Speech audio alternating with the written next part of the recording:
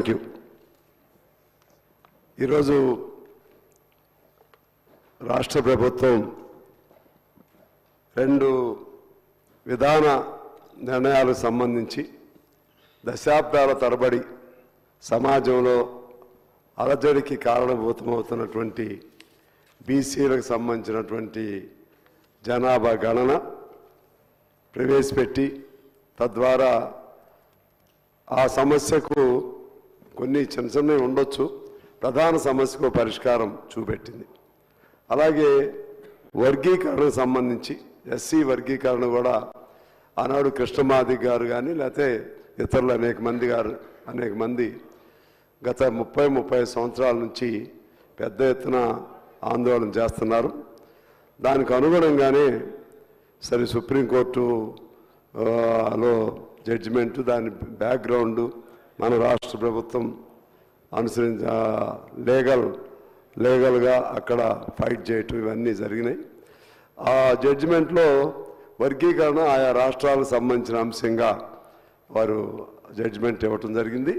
అంటే ఇది ఇప్పుడు రాష్ట్ర ప్రభుత్వ చేతుల్లో ఈ కోర్టులో ఉన్న ఈ బాల్, దీన్ని కూడా రాష్ట్ర ప్రభుత్వం ప్రతిష్టాత్మకంగా ఆనాడు అన్నమాట ప్రకారంగా వర్గీకరణ అమలు చేయడానికి ముందుకొచ్చి ఇవాళ ఇక్కడ జస్టిస్ అఖ్తర్ గారు ఆధ్వర్యంలో ఏర్పాటైనటువంటి కమిషన్ రిపోర్ట్ మన ముందు పెట్టడం వలన ఈ రాష్ట్రంలో ప్రధానమైనటువంటి ఆ 2 అంశాలు ఇక శాశ్వతంగా పరిష్కారం అయినట్లుగా నేను భావిస్తున్నాను. ఇంకా కొన్ని అంశాలు ఏమైనా ఉంటే వాటిని తదుపరి కార్యాచరణలో చర్చల ద్వారా పరిష్కారం చేసుకోవచ్చు. అందుకని మనస్ఫూర్తిగా ఈ ప్రభుత్వానికి నేను మా పార్టీ తరఫున అభినందనలు, కృతజ్ఞతలు తెలియజేస్తా ఉన్నాను. ఎందుకంటే మొట్టమొదటిసారిగానే మా సిపిఐ పార్టీగా వర్గీకరణకి సపోర్ట్ చేయటం జరిగింది. అదేవిధంగా బీసీల గణాంకాలను కూడా మా ధర్మభిక్షం గారు ఎంపీగా ఉన్న కాలం నుంచి కూడా అనేక మంది మా కమ్యూనిస్ట్ పార్టీ నాయకులు మొదటి నుంచి కూడా బీసీల పట్ల వాళ్ళు పోరాటాలు చేసిన వాళ్ళు ఉన్నారు. కులం పేరుతో కాకుండా వర్గం పేరుతో చేసిన వాళ్ళు ఉన్నారు.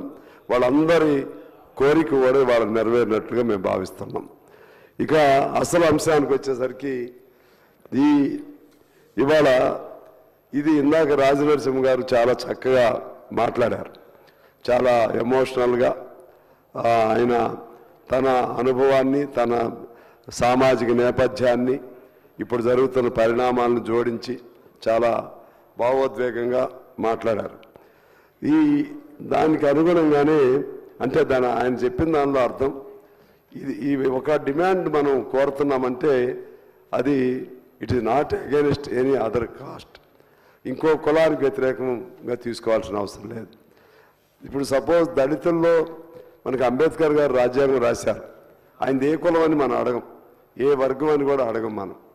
ఇవాళ నాకు బాధ వేస్తుంది, రోడ్ల మీద బాగా వాళ్ళకి డీప్ క్రైసిస్ వచ్చింది, చాలా డీప్ డివిజన్ వచ్చింది దళితుల మధ్య.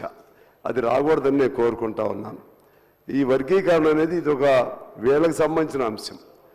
వాళ్ళ మాలా కమ్యూనిటీ కానీ అదర్ కమ్యూనిటీస్ కానీ వాళ్ళ ఇబ్బందులు ఏమైనా ఉంటే వాటిపైన కూడా ఫైట్ చేయాల్సింది, మేము కూడా సపోర్ట్ చేస్తాం. కానీ ఈ అంశం పట్ల అన్నదమ్ముల్లాగా ఉండేటువంటి వాళ్ళ మధ్య కలహం రాకూడదని చెప్పి నేను మీ ద్వారా సభ ద్వారా ఆ ఇద్దరిని కలయిగ్గా కలిసి ఉంటేనే మీ హక్కులు మరిన్ని సాధించబడతాయని చెప్పి చేస్తా ఉన్నాను అధ్యక్ష. అదేవిధంగా ఇదే సందర్భంగా ఇవాళ ఈ 2 మంచి నిర్ణయాలు ప్రభుత్వం చేసింది. దీనికి అనుగుణంగా ఎస్సీ ఎస్టీ సబ్ ప్లాన్ అనేది కిరణ్ కుమార్ రెడ్డి గారు ముఖ్యమంత్రిగా ఉన్నప్పుడు ఒక అద్భుతమైనటువంటి పథకం అది. అప్పుడు ఆ సబ్ ప్లాన్ ప్రవేశపెట్టారు. ఈ 10 ఏళ్ల కాలంలో సబ్ ప్లాన్ ప్రకారంగా వాళ్ళు ఎంత జనాభా ఉన్నారో ఆ జనాభాకు అనుగుణంగా బడ్జెట్లో ఫండ్ కేటాయించాలి. కానీ అది జరగలేదు. ఇప్పుడు దాన్ని అమలు చేయమని చెప్పి ఈ సందర్భంగా నేను ప్రభుత్వాన్ని కోరుతున్నాను. అప్పుడు దానికి తగ్గ ఫండ్స్ వాళ్ళకి ఆయా వర్గానికి అనుగుణంగా వస్తే ఈ వర్గీకరణ వల్ల వచ్చే ఉద్యోగాలు ఎంతో ఉపయోగం ఉంటుందో అంతకంటే ఎక్కువ వాళ్ళ నిధులు వాళ్ళకి కేటాయిస్తే జరుగుతుంది. అదేవిధంగా బీసీలకు కూడా వాళ్ళ జనాభా ప్రాతిపదికంగా మీరు ఇప్పుడు ఉద్యోగాలు ఇవ్వలేకపోయినా వాళ్ళకు కూడా సబ్ ప్లాన్ లాంటిది ఏర్పాటు చేస్తే బాగుంటుందనేది నా సూచన. అదేవిధంగా ఎస్సీ ఎస్టీ వీళ్ళకి సంబంధించినటువంటి విద్య, ఆర్థిక, రాజకీయ, సామాజిక సాధికారత కొరకు ప్రభుత్వం చర్యలు తీసుకోవాలి. మనం ఏం జరుగుతుందనేది అంతిమ ఫలితం చూడట్లేదు. ఒకవేళ బడ్జెట్లో చూపెట్టినటువంటి కేటాయింపులు వేరు, అమలు వచ్చినప్పుడు వేరు జరుగుతూ ఉన్నాయి.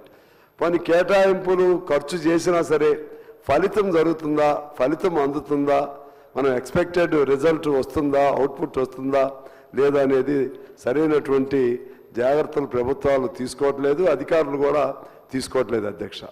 ఆ విధంగా మనం పెట్టే ఖర్చుకి ప్రతిఫలం ఆ పిల్లల్లో వాళ్ళకు ఒక సాధికారికత రావాలి, వాళ్ళలో ఒక ఆత్మవిశ్వాసం పెరగాలి. చదువుకున్న పిల్లల దగ్గర నుంచి ఆయా వర్గాలకు సంబంధించిన వాళ్ళు దానిపైన ప్రత్యేకమైనటువంటి శ్రద్ధ ప్రభుత్వం పెట్టకపోతే మనం ఎంత బడ్జెట్లు పెట్టినా, ఎంత కేటాయింపులు చేసినా ఫలితం ఉండదని చెప్పి వారికి నేను విజ్ఞప్తి చేస్తా ఉన్నాను. ఆఖరిగా ఈ క్రీమీ లేయర్ దీనికి సంబంధించి ఈ సిస్టంలో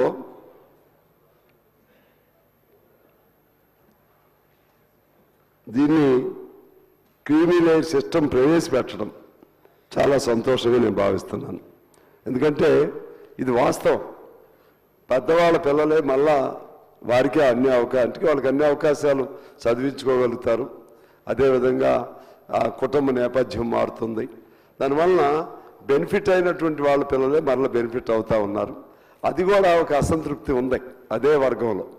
సో దీనికి ధైర్యంగా క్రీమీ లేయర్ సిస్టమ్ ప్రవేశపెట్టడానికి కమిషన్ సిఫారసు చేయటం, దాన్ని ప్రభుత్వం ఆమోదించడం కూడా నాకు సంతోషం ఉంది. ఈ సందర్భంగా కూడా ప్రభుత్వానికి అభినందన తెలియజేస్తా ఉన్నాను. ఎందువల్లంటే ఎమ్మెల్యేలు, ఎంపీలు, చైర్పర్సన్స్, మేయర్లు తదితర ప్రజాప్రతినిధులతో పాటు గ్రూప్ 1 సర్వీస్లో ఉన్నవారిని, అంటే group 1 above, I think group 1 అంటే ఐఏఎస్లు గ్రూప్ 1 వరకే పెట్టారు. ఇక్కడ గ్రూప్ 1 అబౌవ్ ఉన్నటువంటి ఏ సర్వీస్లో ఉన్న వాళ్ళ పిల్లలకు కూడా ఈ క్రీమీ లేయర్ వర్తించాలనేది పెట్టాలి అని మినిస్టర్ గారు శ్రీధర్ బాబు గారు ఇందులో సెన్స్ అదే కానీ రిటర్న్గా లేదు. మేయర్లు తదితర ప్రజాప్రతినిధులతో పాటు గ్రూప్ 1 సర్వీసుల్లో ఉన్న వారిని, ఇలాంటి స్థానాల్లో ఉన్న వారిని క్రీమీ లేయర్కి పరిగణించాలని సూచించింది. గ్రూప్ 1కి అబౌవ్ ఉన్నటువంటి గ్రూప్ 1కి అబౌవ్ సర్వీసులో ఉన్న వాళ్ళందరికీ, వాళ్ళ పిల్లలకి ఈ క్రీమీ లేయర్ వర్తించాలనే ఆ వర్డింగ్ ఉంటే బాగుంటుంది అనేది నా అభిప్రాయం. ఆ విధంగా ఇవాళ ఒక మన ముఖ్యమంత్రి గారు చెప్పినట్లుగా అలాగే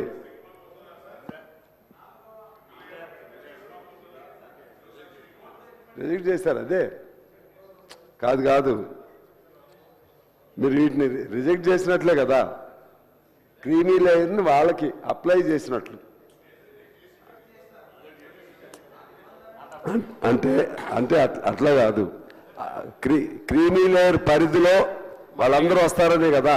కాదు సార్, మంత్రి గారు సార్, ఇప్పుడు జస్టిస్ షమీమ్ అఖ్తర్ గారి ఏకసభ్య కమిషన్ ఇచ్చిన సిఫార్సుల్లో ప్రధానంగా ఈ సిఫార్సు ఉంది అధ్యక్ష, క్రీమీ లేయర్ని ఇంప్లిమెంట్ చేయాలని. So cabinet sub committee recommend ఏం చేసిందంటే క్రీమీ లేయర్కు సంబంధించి దాన్ని మనము అంగీకరించద్దు, తిరస్కరించింది.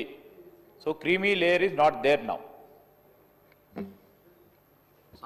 సారీ, నేనైతే మంచి పని చేశారేమో అనుకున్నా, మీరేమో దాన్ని అంగీకరించొద్దని అనుకున్నా రాశారు. నేను just so I wrongly got this concept.